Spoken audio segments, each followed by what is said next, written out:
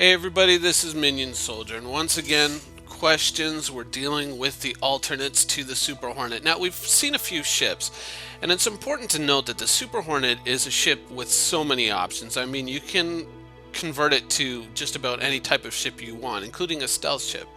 But for the ultimate stealth ship, you really have to look at the Saber. Now, when you look at the Saber and you read its description, especially a lot of the information in the Q&A, it says even though the Ghost is in a ship that's been adapted to stealth, the Saber is designed purely for stealth. And so that's why I'm bringing up the Saber.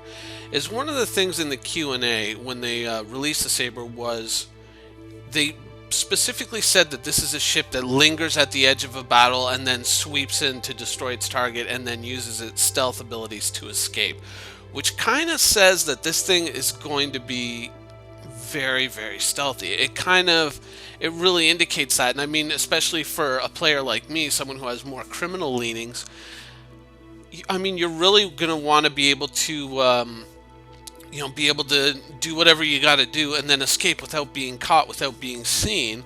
And that's why I look at the Saber. Now, one of the other things from the Q&A in comparison to the Saber and the Ghost is they said that the Ghost carries more weapons.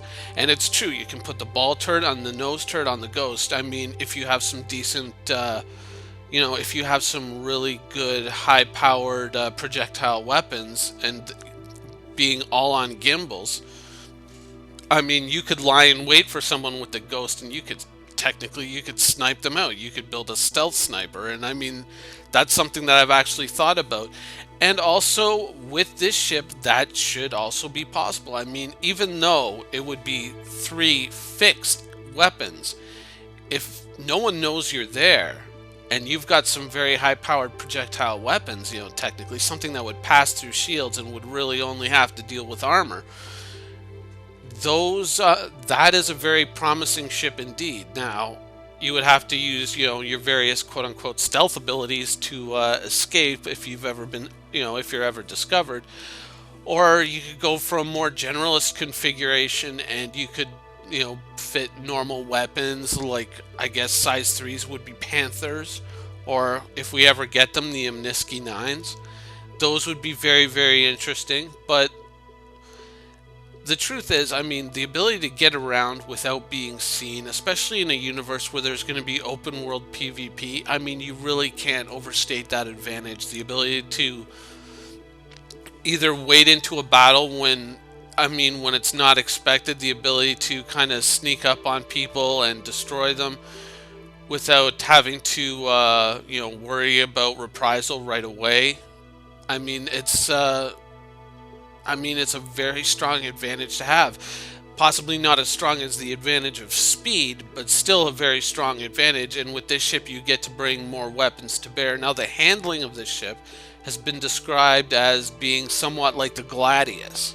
And the Gladius is actually a fantastic fighter. I really, really love the Gladius. The only place I feel that the Gladius comes up short is in the weapons loadout.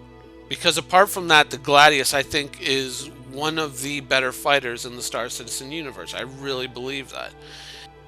So when you're looking at the Saber, these are some of the things that I find really strong about the Saber, and it's why I've pointed out that I see this as an alternative to the Super Hornet, because in a way, I mean, even though technically it probably can't go toe-to-toe with the Super Hornet, I mean, if you can use a ship like this to lurk around and to wait to find people who are otherwise engaged or NPCs and, kind of sneak up on them, deliver a killing blow, and then escape, I mean, really, that's the essence of what a pirate is.